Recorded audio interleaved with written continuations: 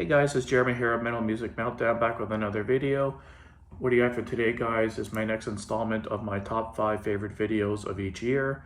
If you are new to the channel, welcome. So this is a series I've been doing my top 5 albums of each year starting in 1970 and kind of working my way through all the way till 2021. Reviewing this for last night for today's video. I have decided starting on the next video for 1980, I'm going to actually bump it up to top 10. But for this video for 1979, I'm going to leave it at top 5, and I'll have a playlist in my section that'll have my top 5 favorite albums of 1970, so you can definitely check those out if you're new to the channel and you want to check out the other years I've already done. And at the end of the video, I'll also post a couple links for the previous years I posted videos for, so if you want to check them out. So yeah, let's jump right in, guys. Down below, definitely list your top 5, what you would like for 1979. It was the year I was born. When I was first looking into this year, I knew what my top 4 was going to be automatically. The number 5 spot was the tough one. I didn't quite know what to put there.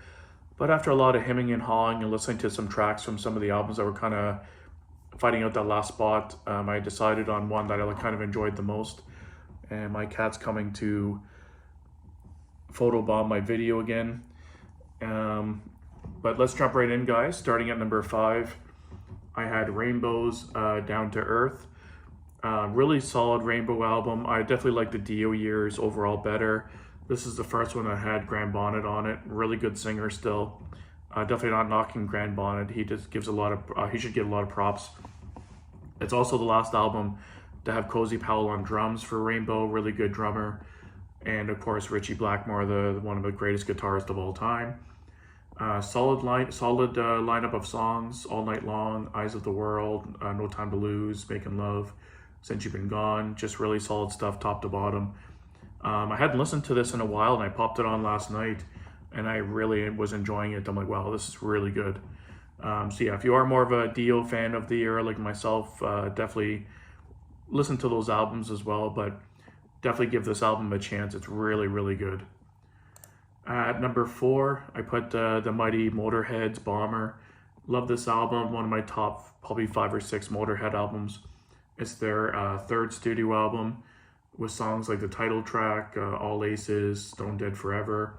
And this would be the first one to have the iconic trio, Kilmister, Fast Eddie Clarke, and Filthy Phil Taylor on drums. My favorite lineup of Motorhead of all time. They had a string of 3 or 4 albums in a row that were probably my favorite Motorhead albums that are the best in my opinion. But yeah, love this album, solid top to bottom.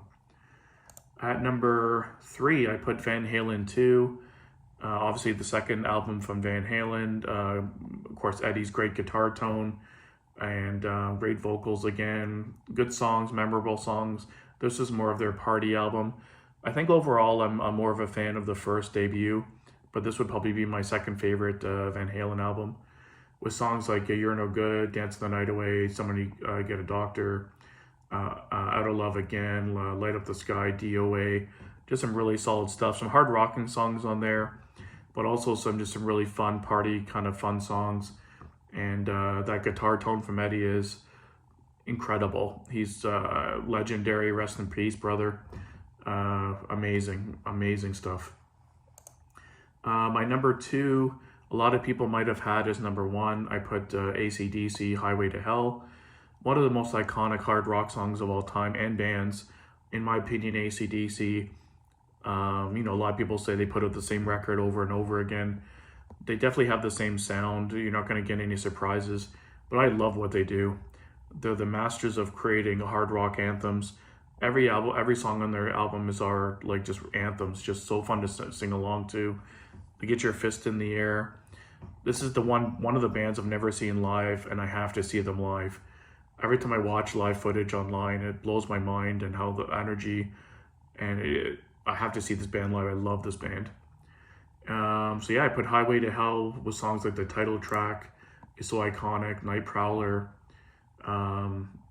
Touch Too Much, Girls Got Rhythm, some really iconic songs. This would also be the last album to have Bon Scott, again, rest in peace as well. Unfortunately, he passed away. And this was really the album that really, not broke them out, but kind of catapulted them into popularity and made them the monster band they became. Yeah, great band, great album. And before I get into my number one, some albums I just barely didn't make number five. There's 2 or 3 albums that were kind of duking it out with. Rainbow, that was Judas Priest, Hellbent for Leather, great album from Priest. Another one that was kind of at the near that level was Pink Floyd's The Wall was another one that was in contention, and the debut self-titled from Saxon I really liked too. That was kind of in my mind. Accept had their debut self-titled that year as well, just from honorable mentions. Scorpions had Love Drive. What else?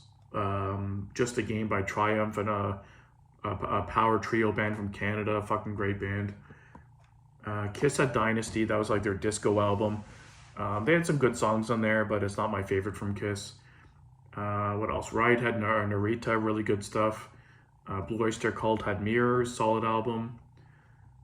We mentioned Rainbow on the list. Led Zeppelin had their final studio album, In Through the Outdoor. Not a bad album, but definitely not my favorite from Zeppelin. A little bit a weaker album, in my opinion.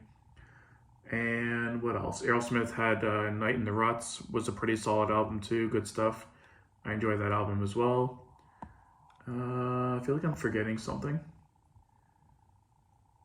I feel like there's something else I'm missing. Oh, Molly Hatchet had Flirting with Disaster. That's the one I was thinking of. Really solid album as well. And my number one, guys, you might have guessed it by now. It hasn't brought up, I haven't mentioned it yet. It was the other Motorhead album from the same year, Overkill. This is arguably my favorite Motorhead album of all time. Some of their most iconic songs. The title track is amazing. No Class, Damage Case, Stay Clean, Capricorn, Metropolis, sorry. Some of my favorite live songs they've always do in their live sets. And this is, like I said, arguably my favorite Motorhead album of all time. And probably one of my favorite covers from them too. It's the color really pops, and I just love the cover. Just a version of Snaggletooth. Awesome album. So that's my number one, guys. Let me know down below what your top 5 would be for 1979. And if there's any albums I might have not mentioned even in the honorable mentions. And if you're new to the channel, I'll put some links up here of the previous videos so you can check them out. And stay tuned for 1980 coming in the next week or so. And until next time, guys, keep it metal.